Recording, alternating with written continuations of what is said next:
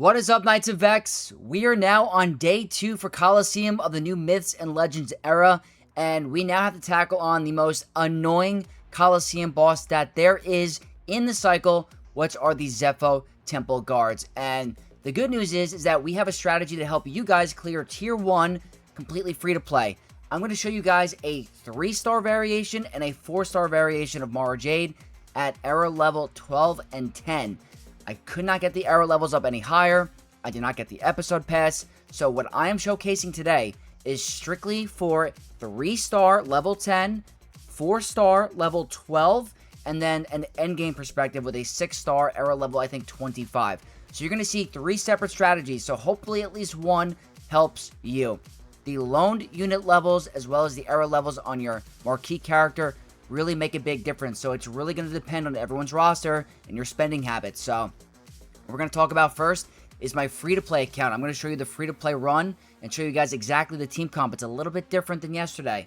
It is a similar type of concept, but on my free-to-play, I'm currently at rank 44, about almost 3 hours in, and it is very, very challenging to compete with everyone this era, because everyone wants Darth Jar Jar. It's an exciting era, a lot of cool characters, a lot more players are getting the episode pass. So what I'm currently at is at 5% in tier 2 for my free-to-play account, and I'm holding off on one battle because tomorrow, once I'm able to do my dailies, I might be able to get some more credits. Because if you go over here, I have the materials for my Mara Jade. If I had my webcam over here, I have enough materials to bring her error level up, but I am seriously lacking on the credits. And if I go to find more, I do not want to spend crystals right now on credits. I just need to hoard for the other characters, and I want to use my crystals for other things. So this is going to be the minimal path of high score you can get without putting crystals into credits or the episode pass. So let's get into the battle. So this was the comp that I was running. I don't know why it always resets for everything. That's so annoying. It's Cal lead with, obviously, Mara Jade. I was rocking Kit Fisto, 3PO, as well as Jedi Knight Luke. That was the team comp that I was working with. On the 3-star variation, I'm going to show that later. This is the 4-star. It was swapping out Kit Fisto for Barris. Barris is going to help your low error level Mara Jade survive throughout the battle. I was so close to clearing tier 1 on the 3-star variant, but on the 4-star variant, it really wasn't that bad. So this is the team comp I'm going to show you guys. 3 different variations throughout the video, so I'll probably include timestamps down below to show you guys, but let's get into the video. So let's hop over to the other screen, and I'm going to showcase every single video that I have over here in a video format. So, like I said, this is the team comp, error level 12, Mara Jade, 4-star, lone units are at level 8. So, what we're going to do is I'm going to play the video and make sure that it's not too soundy. So, I'm going to take the sound off. So, over here, let's get started. The strategy against this is going to be a little bit different, and I gotta say, it's, just, you gotta take it one step at a time. So, first time, you're doing the AoE from Mara Jade to give offense up to your team. It's gonna get stripped away anyway, but it's nice to get some stacks down and do some damage. So, at this point, Luke is gonna go next. You want to call Mara Jade to assist. Any Temple Guard, it does not matter. That's an assist. Now she has Jedi's Will, which is going to be very important because she's going to be counterattacking a lot and ramping up her passive, which is her blue buff on her, on top of her character. So over here, you're going to see a bunch of counterattacks. Now the plus about Kit Fisto and Jedi Knight Cal is they can also counterattack. They have counterattack in their kits. But what you want to do now is Cal's going to go. You want a basic, you want to call Mara Jade to assist on the Temple Guard that has 2 stacks of the defense buff. So over here, you're going to see on counterattacks, we get way more counterattacks. That's 4. And if you look at Mara Jade, she's already at 10 stacks of her passive. So she is loaded up with the damage. So her abilities are going to chunk. Now over here, this is RNG. I'm going to show you guys 2 different variations. This was a very good run where I was able to land blind on all 3 Zepho guards. If you don't land blind on all 3, and you landed on 2, target the Temple Guard without blind. You want to get rid of him fast. So what I'm going to do here is I'm in no danger, because they all have blind. They're not going to hit me. I go for a big AoE from Kit Fisto. I go from AoE from Luke. and I get an almost huge big one-shot from Mara Jade. Really low. It's a 3k hit. That's pretty big for a low level. Now, over here, they're going to dodge everything. I go for a basic over here, and I whip an AoE. I kill the Zephyr Guard on the left. Now, over here, I'm going for a basic because I want to mitigate the damage against the Zephos without their max stacks. So I'm trying to just mitigate as much damage as possible. So that's a double hit. He's going to deal double damage. You got to be a little bit careful there. So over here, going for a basic, calling Mara Jade to assist. Now, over here, you can see in the top right, they don't have any special abilities coming up. So that basic isn't going to be doing a lot. You want to target the Zephyr Guards solely and when they don't have a special ability up, because that basic will not do any damage. Avoid the AoEs, do single target damage. At this point, you have to be careful because every time you hit them, when they have a special ability up and they don't have stacks of their passive, they're going to absolutely melt you. So over here, I'm calling Mara Jade to assist again, Jedi's Will. She's starting to do a bunch of damage. We do survive the AoE and really good counters. Over here, really good RNG, double blind again. So they're going to be missing all their basics. I'm in really good shape. That's a massive AoE. And over here, they're done. So that is going to be the strategy for a 4-star Mara Jade. I want to showcase one more battle with the 4-star variation because it was a weird opening compared to the one I had. And I want to show you guys different RNG scenarios. So this is the second attempt at 4-star. You're going to see over here. It's different. Calg seems to go first. So I go for an AoE over here. Now I go for the same thing with Jedi's Will on Mara Jade. But my Cal seems to go immediately. So this is actually the best RNG run. Somehow he outspeeds the Zephyr Guards. I don't know why. But over here, I go for a basic, and I'm just calling Mara Jade to assist. Again, this is only going to ramp up her damage even more because now Cal is absolutely going to counter because of the assist. Now over here, we're at 6. I do it again. We're at 10 already. So she is already skyrocketed in damage. Go for a blind. I get it on all 3 again. Really good RNG. They're not going to hit me. Go for the big, massive hit on Mara Jade. A little bit less damage as previously, but still very good. They dodge everything. So over here, I'm going for a basic with Cal. I do a nice, good AoE. I don't get the kill. Go for a basic, just trying to get rid of the Zephyr Guard on the right. Perfect. He's done. Now I'm, again, trying to mitigate that damage on the Zephyr Guards when they have none of their passive. So over here, I'm now avoiding AoEs. I'm targeting the Zephyr Guard that doesn't have a special ability, calling Mara Jade to assist. Same thing. Keep calling it on the Zephyr Guard that does not have an AoE. Now, we get good counterattacks, or Mara Jade survives. I go for a blind here. Now, I'm going to avoid the Temple Guard with blind. I want to go for the Temple Guard, I believe, without blind. I think I do. So I think I whip out an AoE, which is really big damage, 94%. They're going to miss on Mara Jade. That's really good RNG. I go for a basic here for that protection up, so she's safe from the next basic from this Temple Guard if he targets her. Go for Mara Jade again, and that's 100%. So that is nice and easy for the 4-star variant. I do like the blind from Chupio. I just think it really helps with not getting hit hard with counterattacks. So that was my best strategy that I found for me to be able to get through the first tier. Now, what I want to showcase now is a 3-star Mara Jade at level 10. This is my 4th account where I'm not putting any investment in, literally the bare minimum.